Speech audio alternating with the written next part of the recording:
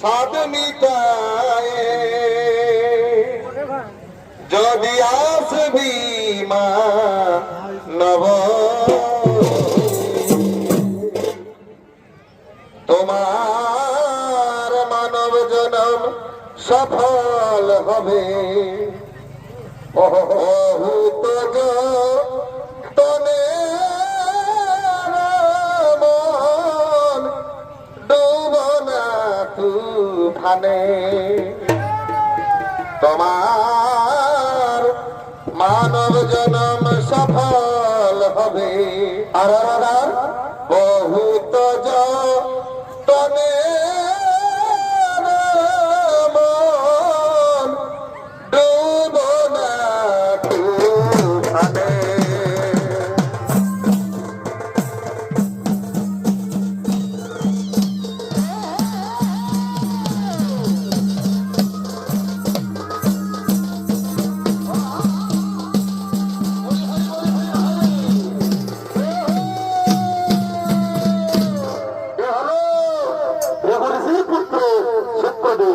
তাই শুক্রদেব নিজের পিতৃগৃহের দিকে আগমন করছে আর এই শুক্রদেবের ভূমিকায় নৃত্য পরিবেশন করতে হবে আপনাদের মহারঙ্গমঞ্চ। ইনি হল বনকুজিয়ামন শিক্ষা নৃত্য পার্টি ওস্তাদ সুফল চন্দ্র মাহাতোর ভাইপো তথা ঝাড়খণ্ড রাজ্যের সরকার দ্বারা মেডাল প্রাপ্ত শিল্পী মাহাতো।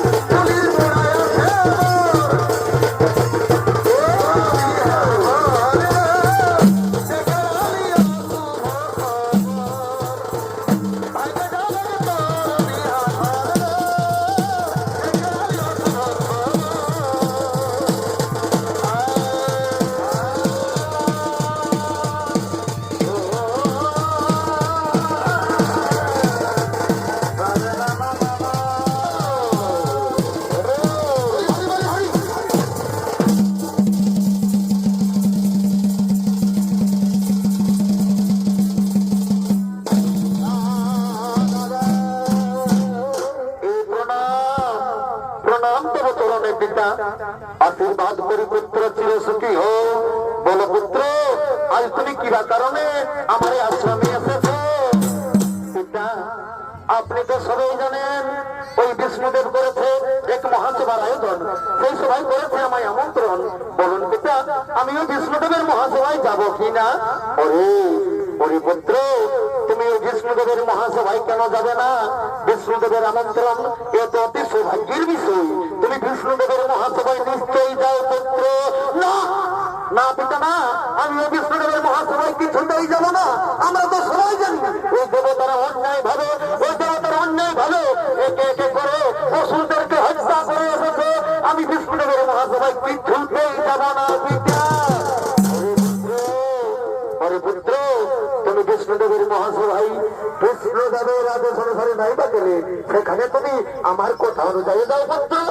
হ্যাঁ হ্যাঁ পিতা, তাহলে ঠিকই আছে। আপনার কথা মেনে আমি বিষ্ণুদেবের মহাসভায় চললাম।